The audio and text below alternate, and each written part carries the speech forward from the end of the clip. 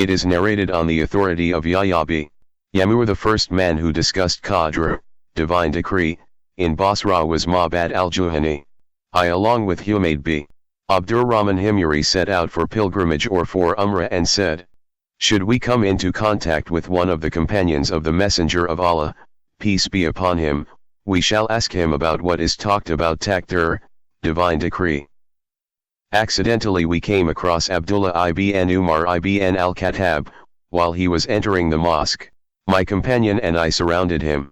One of us stood on his right and the other stood on his left. I expected that my companion would authorize me to speak. I therefore said, Abu Abdurrahman, there have appeared some people in our land who recite the Quran and pursue knowledge. And then, after talking about their affairs, added, they, such people, claim that there is no such thing as divine decree and events are not predestined.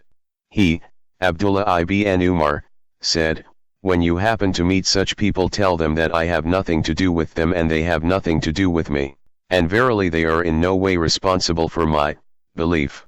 Abdullah ibn Umar swore by him, the Lord, and said, if any one of them, who does not believe in the divine decree, had with him gold equal to the bulk of the mountain, Uhud, and spent it in the way of Allah, Allah would not accept it unless he affirmed his faith in divine decree. He further said, my father, Umar ibn al-Khattab, told me, one day we were sitting in the company of Allah's apostle, peace be upon him, when there appeared before us a man dressed in pure white clothes, his hair extraordinarily black, there were no signs of travel on him.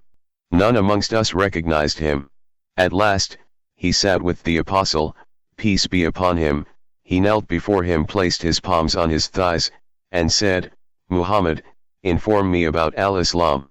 The Messenger of Allah, peace be upon him, said, al-Islam implies that you testify that there is no God but Allah and that Muhammad is the Messenger of Allah, and you establish prayer, pay zakat, observe the fast of Ramadan, and perform pilgrimage to the house, if you are solvent enough to bear the expense of the journey.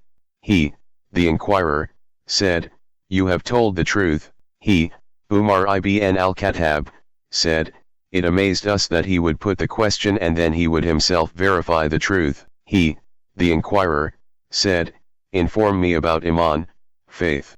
He, the Holy Prophet, replied, you affirm your faith in Allah, in His angels, in His books, in His apostles, in the day of judgment, and you affirm your faith in the divine decree about good and evil. He, the inquirer, said, you have told the truth. He, the inquirer, again said, inform me about al-Ihsan, performance of good deeds. He, the Holy Prophet, said, that you worship Allah as if you are seeing Him, for though you don't see Him, He, verily, sees you. He, the inquirer, again said, inform me about the hour of the doom. He, the Holy Prophet, remarked, one who is asked knows no more than the one who is inquiring about it. He, the inquirer, said, tell me some of its indications. He, the Holy Prophet, said, that the slave girl will give birth to her mistress and master, that you will find barefooted, destitute goatherds vying with one another in the construction of magnificent buildings. He, the narrator, Umar ibn al-Khattab, said, then he, the inquirer, went on his way, but I stayed with him, the Holy Prophet, for a long while. He then said to me, Umar, do you know who this inquirer was? I replied, Allah and His Apostle know best. He, the Holy Prophet, remarked, he was Gabriel, the angel. He came to you to instruct you in matters of religion.